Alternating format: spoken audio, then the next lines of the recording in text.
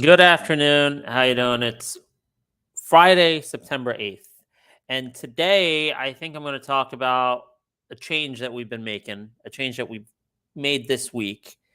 You know, things have not gone as good as we've liked, especially since August 1st. So, you know, we'll get into these stocks we picked since this morning in just a second. You can see by all the red, some green, you can see so far not working great. So, you know, story trading style is really based on knowing a company somewhat. The more you know it, the better, right? So you know the fundamentals, you know what they do, you know everything about the company. The more you know, the better, right? That's the starting point for story trading. And then you take a catalyst and you interpret that catalyst, say what impact will this catalyst have on sentiment and on fundamentals, and from there make a prediction on what's going to happen with technicals. That's the story trading style, and we're looking for rapid re-ratings, right? So we believe in market efficiency. Yesterday's price was the correct price. You get the catalyst, you make the right interpretation, and you can make a technical target and get a rapid re-rating. That's worked for us so well so many times, especially, I'll admit, it works better in bull markets than in bear markets, okay, for sure. But now it really has not worked since August 1st, okay, for us. That strategy has not worked, and it's put us, you know, necessity is the mother of all inventions. It'll work again when the market gets better, but we're in a bear market now. And since the beginning of this week, we started doing something a little different, because usually what we do is we'll enter a position and we'll wait for a swing target. Usually we have a swing target, right? A bigger swing target. And very often it hits the same day. Then people, oh my God, you guys are day traders. No, we're not. Like sometimes we end up holding stocks for like many quarters because we still believe in the thesis. So basically that's what we do. We'll buy the stock, we'll wait for the swing target, and we'll only sell if our thesis is proven wrong. Or if it breaks major technical support levels to the extent to which, you know, it has to be that your thesis is wrong, you know. But even then I'll be like, okay, why is it breaking the technical supports? Let me do some research. Let me check the sentiment. What was I wrong about? And only when I understand why I was wrong am I going to be like, okay, let me sell this technical breach. That's our style. That's story trading style. All right. I love it. I've always loved it. May not be for everyone. You know, it's a niche, right? It's not technical day trading. It's not long-term investing. It's story trading. But it has not worked out since August 1st. And right now, our responsibility is higher because it's not just my own money, but now we have a hedge fund based on this process. So necessity is the mother of all invention. And since the beginning of this week, we've changed our style where we've been saying, you know what? Let's trade during the day. Let's intraday trade during the day based on technicals. And we've had some good success with it this week, but especially it saved us with NVIDIA today. NVIDIA was our number one pick.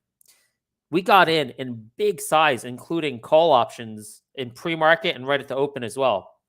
And you can see it's been straight down. So we were flat out wrong on the interpretation that these two catalyst from India, the Tata Group and the other one from India, would result in, positive 5, then 470. Well, it did hit 465 initially, and we're like, yeah, woo, we were right? Great, we're doing great. We did take some profits there at the beginning at 465, right? But we're looking for now the next target, 470. Things started breaking down, and then we got into this new routine of let's sell resistance levels and buy support levels. We mostly do that by looking at the 1 minute. You see these 20, 50, 200-day moving averages.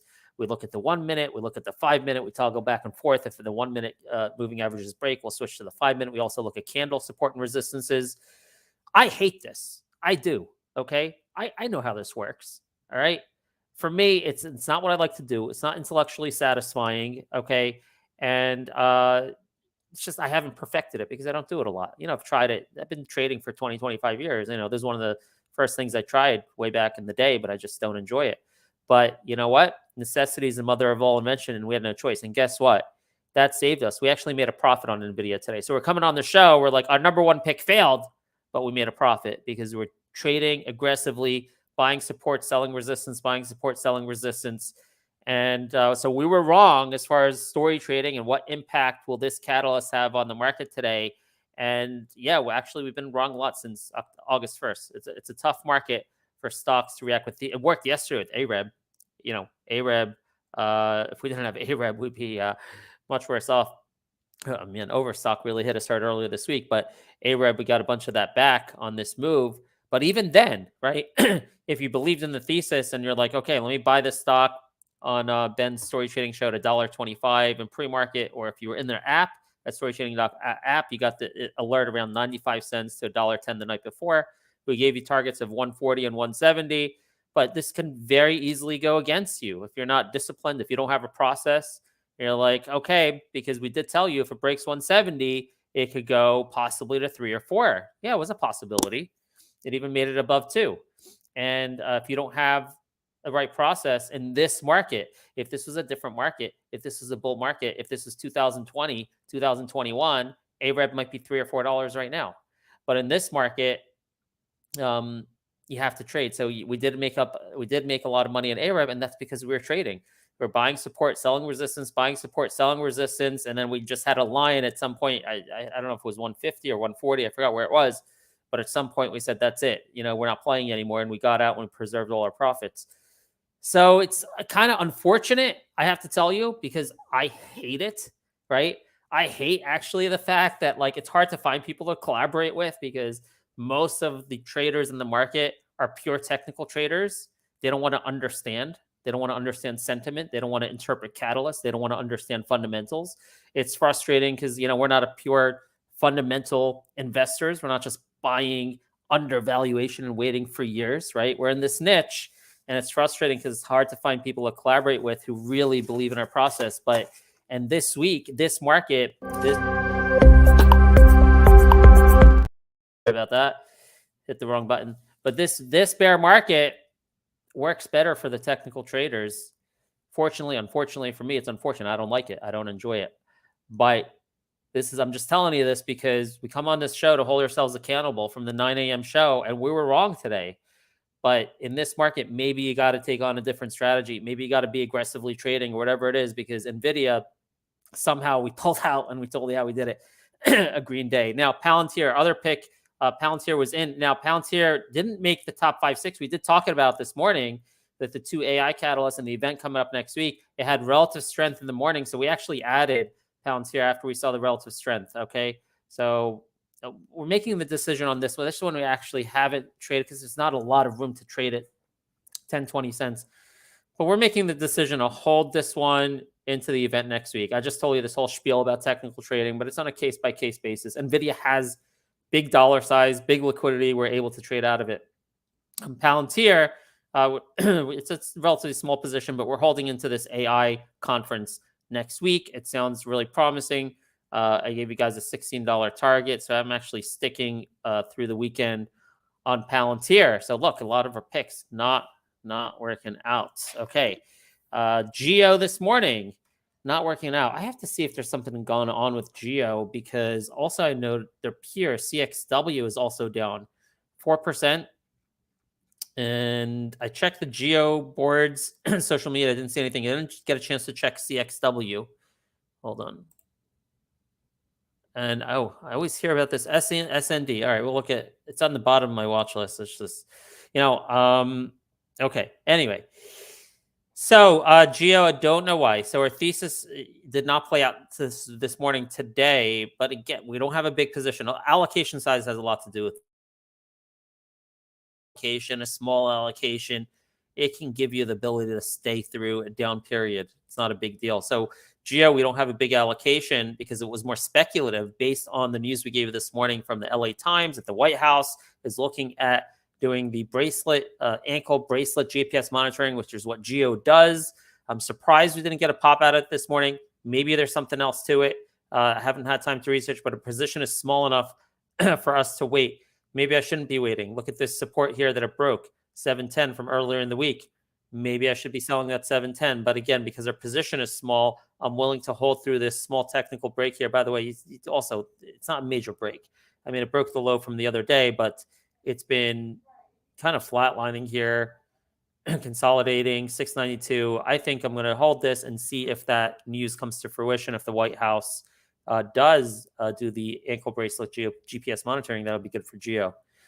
PSQH, one of the fewer ones that are kind of working out, but it's not really working out. I mean, it doesn't explode yet, but since we gave you this idea yesterday, I think it is up. I mean, depending on when you bought at, but it's up slightly. It's not a good chart. Let me just check my. Actually, you know what? Let's go to Webull, and we can check PSQH there.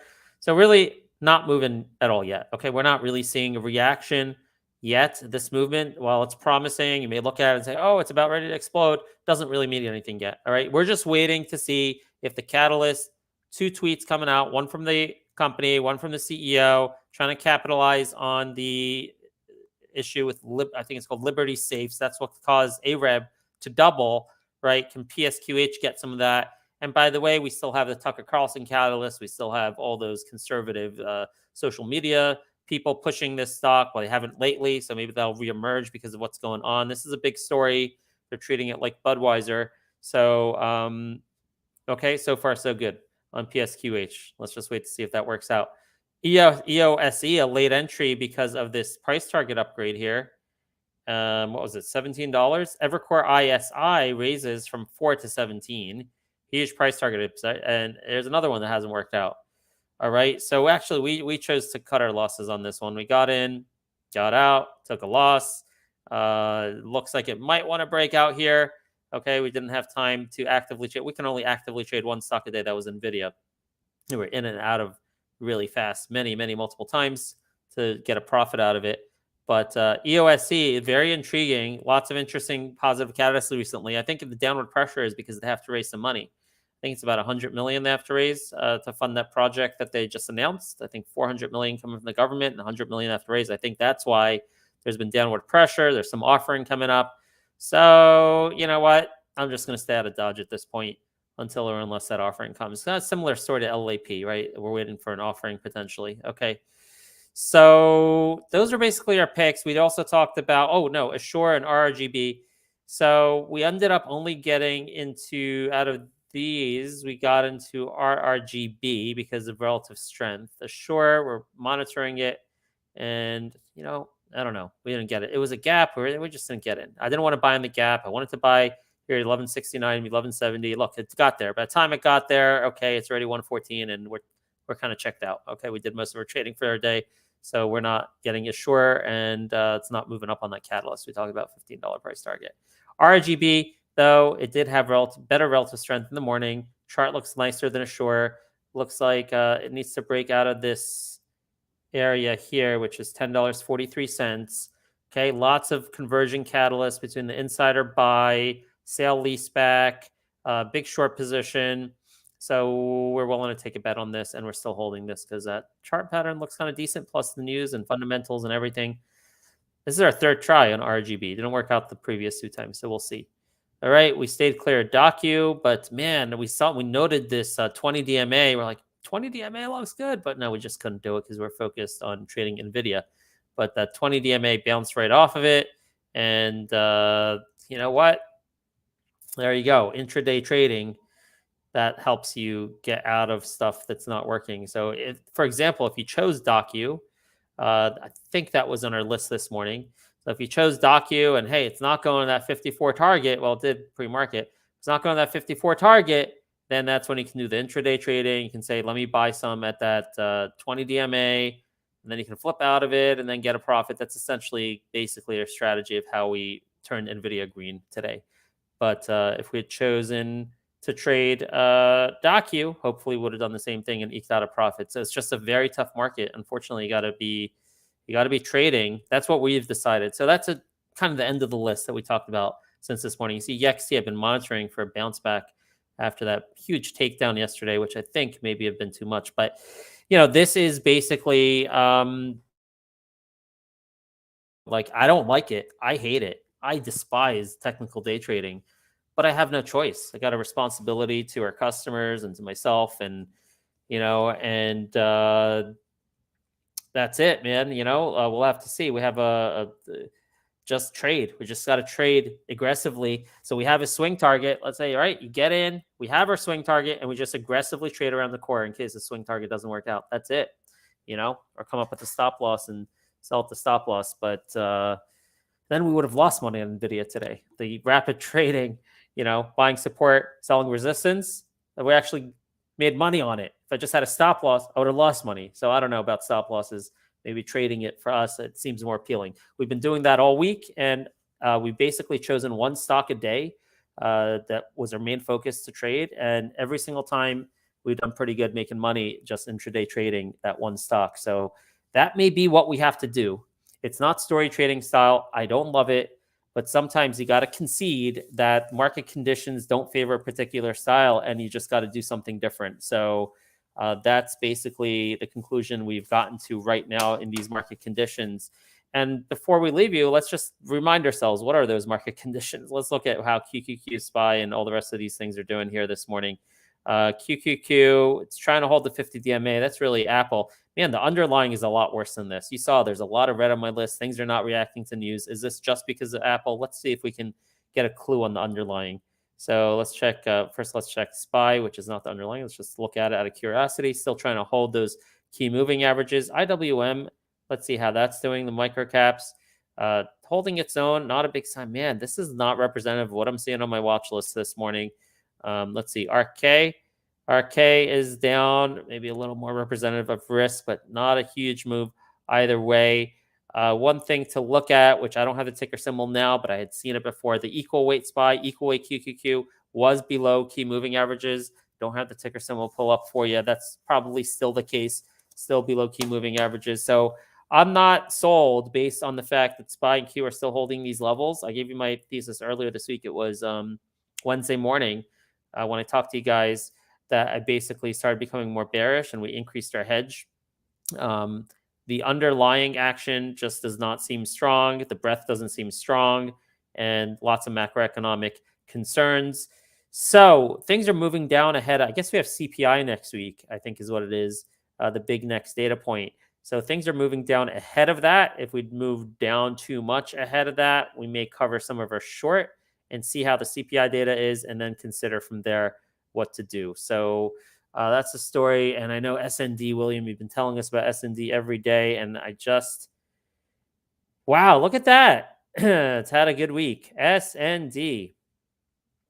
Look at that. You've been telling us about it, and we haven't been listening. All right. So SND, would love to have you on one of our shows, William.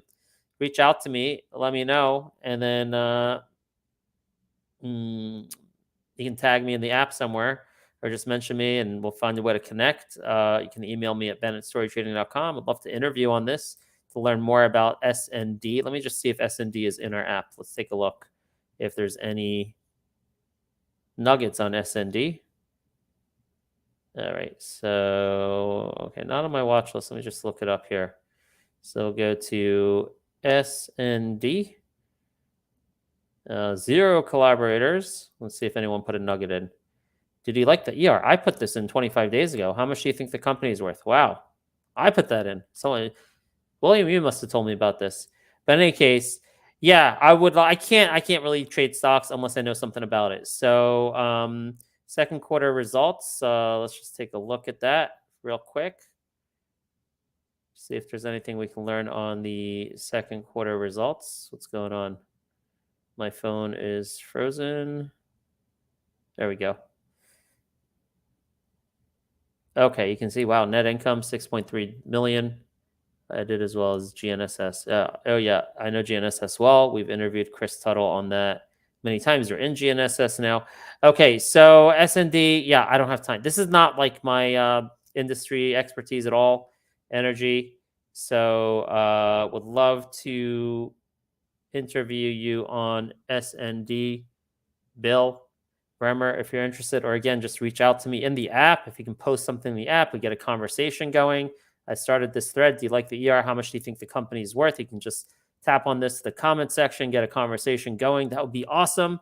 All right. And with that, that's it today. Kind of admitting our process not working great in these market conditions, doing more trading. There might be stocks like SND that outperform. So we're open-minded to that. Let us know about it. And we'll see. Hopefully our PSQH will take off. And tough week. That's how it is. I'm so happy we eked out again in NVIDIA. That silver lining is when you're wrong, there are ways to still make money when you're wrong. That's what I learned from this week. We've done it every day. So let's keep at it, guys. Let's keep at it until market conditions get better and more fun for us. And we give you a thesis and a swing target, and we get like big 5, 10, 15, 20% moves in one day. We did it with AREB once this week, but man, Overstock was a buzzkill. All right, guys, we will see you on Monday at 9 a.m. if you're a VIP. Just go to storytrading.com/app. You can get your free trial. Thanks for sticking with us. We'll get through this. We'll get better. Take care. Bye-bye.